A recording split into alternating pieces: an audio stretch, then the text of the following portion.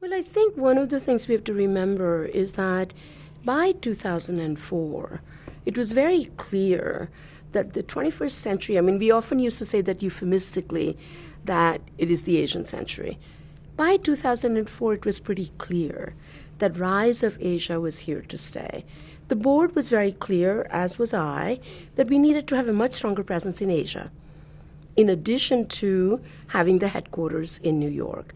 And that happened and turned into a center opening in Mumbai, in Korea, and begin to have this network, which really was the idea that you no longer can just think about the import-export model. Good Asian art, good Asian people, important Asian leaders coming here and do their thing. Actually, how do we create a multi-level and a multi-channel traffic? So in that sense, the idea of a network that we think about in terms of new technology was very much a part of our thinking about how we should be thinking about the Asia Society.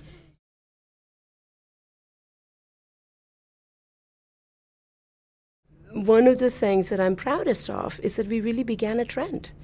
And it now is absolutely part and parcel of what institutions do, including the Metropolitan Museum, where they're beginning to look at contemporary art from Asia in a serious way. As my friends in Asian art in Asia used to say, especially contemporary artists, would say, why is it you guys only want to look at the Buddhas and the pots? You think that there's no creativity in Asia today? And in fact, it was that argument that I made. And I said, if we're looking at policy, which is contemporary affairs at the time, you're looking at business issues that are contemporary. Are we willing to say, as an institution, that Asia is only good for business and politics? That we don't think about the culture? And the only good culture is millennial culture? And it was that argument that actually I think people found appealing and compelling. And at the same time, there were definitely people who said, forget it, there's no good Asian art that's contemporary, because it's either too provincial, too derivative, too this or that, but not authentic enough. Well, the very first exhibition we did, not the very first, but the second exhibition, was called Traditions Tensions, with a slash in between. And to have that exhibition with two major articles in the New York Times, first one with the front page of Arts and Leisure with a full-page image of Ravindra Reddy Head. This was a contemporary Indian sculptor. It blew people's mind. They had never seen anything like it. And I want to make sure that we talk about it as the United States. There were places in Germany, and there were places in Australia where people were looking at contemporary Asian art, but not in this country. And at the same time, what was really tough about it is that we were creating an audience. We were creating scholarship. We were raising money. I don't want to take complete credit like, we created the field, but we did create the awareness that this was something to be looked at seriously, and that it was not just about commodification of art, but it's about scholarship of art. And really thinking about the visual images and sculptures and installations, and really kind of giving voice to the contemporary dynamic quality of Asia that was not something that was understood. So there were a huge amount of debates in the scholarly community. I got lots of arguments from my own curatorial colleagues who said, forget it, why shouldn't the modern do it? Why are you doing it? And I said, why shouldn't everybody do it? Modern should do it, so should we. This is the Asia Society. While I was the president, one of the shows that I'm both proud of and know that it was really, really difficult was the Ancient Arts of Vietnam. This was a show that I'd been wanting to do for 10 years. And initially, in fact, I talked to the government, and one of the advantages of the Asia Society is that because we're also in the policy arena, as well as in the arts and culture, that we can actually combine these conversations in a way that lots of other people can't. And so when I talked to the Prime Minister, when we were doing a business conference in Vietnam, And he said, but our laws don't allow anything to travel. And I said, as you have normalized the relationship, sir, with the United States, maybe you should think about changing the law. And he looked at me like, who are you? And I just said, it would do the country a lot of good to tell people that, in fact, Vietnam is not just a war. That in America, for the longest time, and it was something I experienced as a 16-year exchange student, we thought Vietnam was equated with war. How can we think about presenting the image of Vietnam as a millennial civilization? And that idea of an ancient culture can only be presented to the best of art. And we did that. And it took us 10 years, but we managed to pull it off, and it was a beautiful show.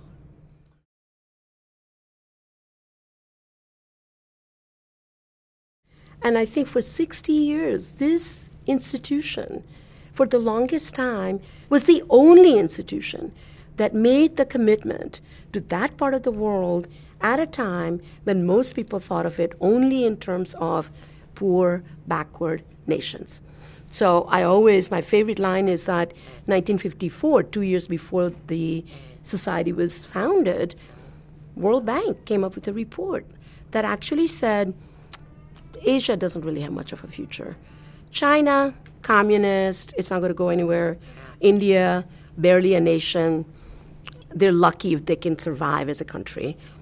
The country to look out for is Burma and the Myanmar area and the Philippines. So the reality is so much for the World Bank. And it was JDR III who said, you know what? These ancient cultures are important for us to understand. And one day they will be important again. And out of that emerged this idea of creating a holistic understanding of contemporary societies and millennial civilizations. And I think that is so important to the ethos of this society, Asia society, that I think it's more important now than ever. And yet we sometimes forget because we're so enamored only of the contemporary realities that we forget that they have deep roots. And those deep roots can trip you up if you don't understand it. So I think that that mission of the institution, which is to look holistically at the region, both from disciplinary point of view, arts and culture, policy, business, and education, as well as from the transgeographic point of view, I feel is more important than ever, but more difficult to do than ever.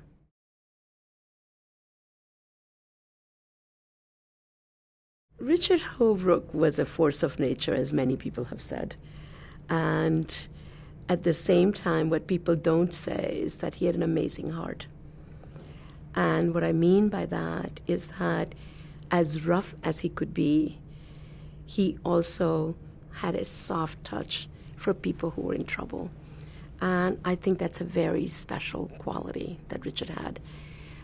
When I was hired and he was the chair, and one of the things he said to me, he said, Vishakha, you might think that all of us policy people know what we're talking about. But the truth is that we have no content expertise. We're transactional people. So we come in and we look at what needs to be done right here and now. All of you who have content expertise about a culture, a place, matters. Use it. And I find that really served me well, because that meant that no matter what field I was going in, and I was passionate about policy actually, because political science was in my genes in the earlier days, but the reality was to marry that idea of a cultural expertise with policy dimension was something that I think Richard understood very, very well. My favorite line about him was actually spoken by Chris Hill while we were honoring Richard. And Chris said that Richard Holbrooke was both my mentor and often my tormentor. And I love that line because it is so fitting for what Richard was about, because he never took a no for an answer.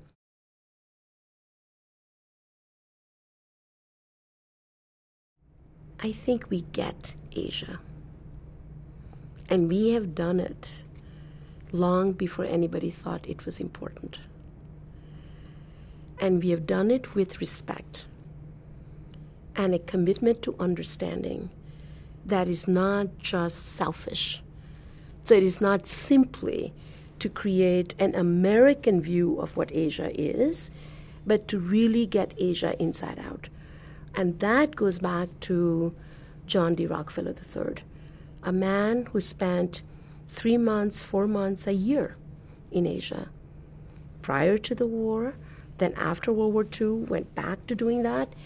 And I think that therefore, from the very early beginnings, it was in the DNA of the institution to say, this is about understanding a place or a group of countries and making sure that we get it right. A lot of Asians in the early days, and I hope continue to feel that way, is that this is a place that respects them. And that's a big deal.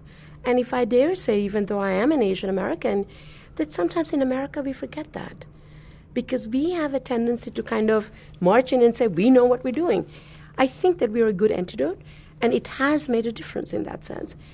I think that it continues to be something we have to work on, because in the fast-paced world that we live, lots of other competitors come our way. We sometimes forget that we have to take the time to make sure that we listen and we make a difference by listening. But I would say that, and I've said this numerous times, that if Asian society didn't exist, you'd have to create it today.